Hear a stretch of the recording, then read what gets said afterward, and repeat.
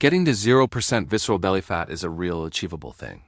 It's not like other fat on your body, you actually can get it to zero. The fat cells that sit deep in your abdomen have 4 times more stress hormone receptors than any other fat on your body. That's the scientific reason why visceral fat is so stubborn and why the generic eat less, move more advice usually doesn't work. It doesn't target the unique biology of visceral fat. But the same wiring that makes visceral fat resistant, the glucocorticoid receptors that sit inside those fat cells, is also a weakness. And it's a weakness that we can exploit. So in this video, I'm going to give you the exact scientific playbook I would use to break down visceral fat in 30 days. We're going to use specific triggers to turn your body into, simply put, a visceral fat burning furnace by shifting your biology in the right way. Here's the plan. We're going to talk about adrenaline-fueled exercise that forces visceral fat to release its stored energy. Then we'll talk about the insulin switch, why the timing of your meals becomes critical for unlocking stubborn belly fat.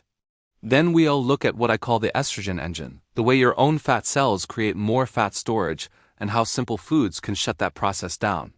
After that, we'll break down the cortisol loop, how your belly fat generates its own stress and the mineral that breaks the cycle. And finally, we'll talk about the appetite hack, a protein trick that uses your gut hormones to shut down hunger directly in your brain. Let's jump into the science. First, targeted exercise. This isn't about burning calories on a treadmill. This is about creating a specific hormonal response. We need to trigger adrenaline, and not just a small spike, but enough to activate fat release mechanisms, but in a controlled way, because too much adrenaline is simply stress. Visceral fat is packed with a special receptor called a beta-3 adrenergic receptor. Think of these receptors as docking stations for adrenaline. When adrenaline binds to them, it triggers a powerful fat-burning process called lipolysis. Visceral fat has more of these receptors than subcutaneous fat. The key is boosting your VO max, your maximum oxygen-utilizing capacity. A higher VO max is like upgrading your body's engine. Studies show a direct correlation between higher VO and lower visceral fat, independent of weight loss. Why? Because improving VO max makes you dramatically more efficient at mobilizing and oxidizing fat during adrenaline spikes.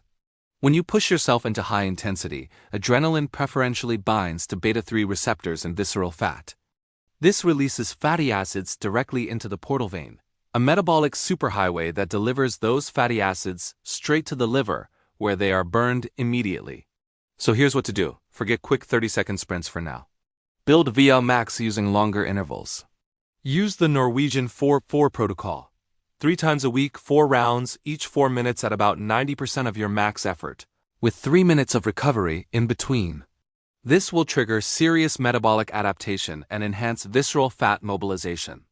But exercise alone isn't enough, because the main hormone that locks fat away must also be addressed. That brings us to insulin. Visceral fat is extremely sensitive to insulin. When insulin is high, which it is after eating, fat burning is switched off. Insulin's job is to tell fat cells, especially visceral fat, to lock the doors and store energy. But when you fast, insulin levels drop sharply. This is the strongest signal your fat cells receive to allow fat burning. Even short-term fasting dramatically improves insulin sensitivity and increases hormone-sensitive liparsy, or HSL, the enzyme that breaks down stored fat. As insulin drops, glucagon rises, adrenaline increases, and together, they activate HSL. HSL breaks stored triglycerides into mobile fatty acids that are released into the bloodstream, again, right into the portal vein. By fasting, you force your body to tap into its most convenient fuel reserve, visceral belly fat. The simplest method is a 16 to 8 fasting protocol. Finish your last meal at 7 or 8 p.m. and don't eat again until 11 or 12 the next day. You can still consume electrolytes during fasting. I sip Element electrolytes. They curb appetite and help maintain energy. 1,000 milligrams sodium, 200 milligrams potassium, 60 milligrams magnesium. But while fasting and adrenaline help burn visceral fat, there's another biochemical system that can completely counteract your progress.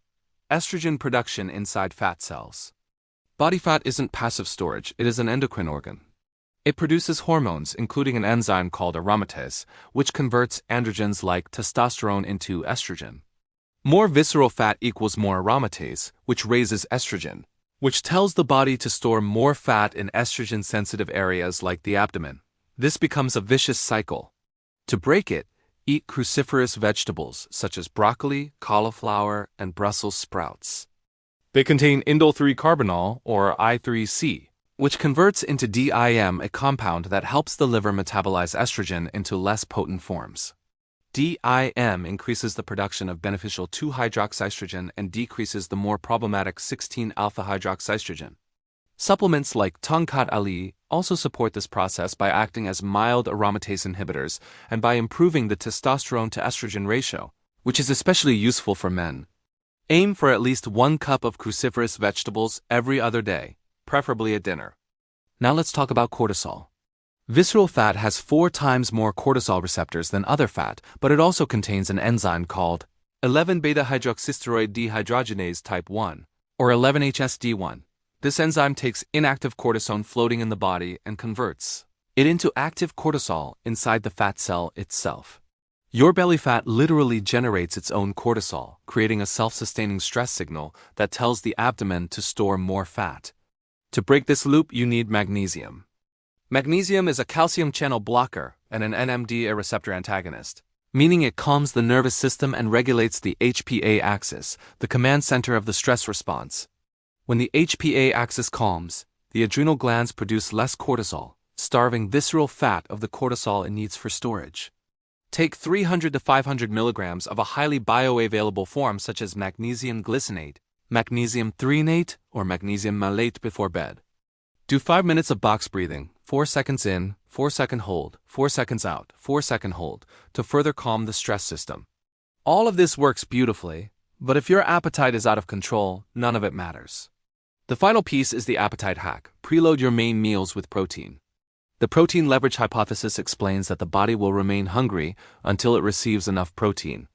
Protein also triggers the release of incretin hormones, including GLP-1 and peptide YY, which slow gastric emptying and send strong satiety signals to the brain. Studies show that consuming protein 20 to 30 minutes before a meal significantly reduces calorie intake and increases fullness for 3 to 4 hours. So here's what to do. 20 to 30 minutes before your largest meal, consume 25 to 30 grams of fast-digesting protein, a whey protein shake, egg whites, yogurt, or cottage cheese. This primes your hypothalamus to shut down hunger signals, making fat loss feel almost effortless. So here's the full plan again. 3 times a week, perform biochemical trial training using the Norwegian 4-4 protocol to trigger adrenaline-driven fat release. Several times a week, implement a 16 to 8 fasting window to keep insulin low and hormone-sensitive lipase high. Every other day at dinner, eat 1 cup of cruciferous vegetables to control aromatase and estrogen metabolism. Every night, take 300 to 500 milligrams of magnesium and do a few minutes of box breathing to shut down the cortisol amplification loop. And before your largest meal, use a 30-gram protein preload to activate incretin hormones and control appetite. The next step is managing long-term insulin resistance, which can undermine all progress even at subtle levels. I have a video on how to use molasses to help with that. It is surprisingly effective. It's not a diet, it's a targeted biological strategy. When you understand the why, you can implement the plan consistently. So put it into action, subscribe, turn on notifications, and I'll see you tomorrow.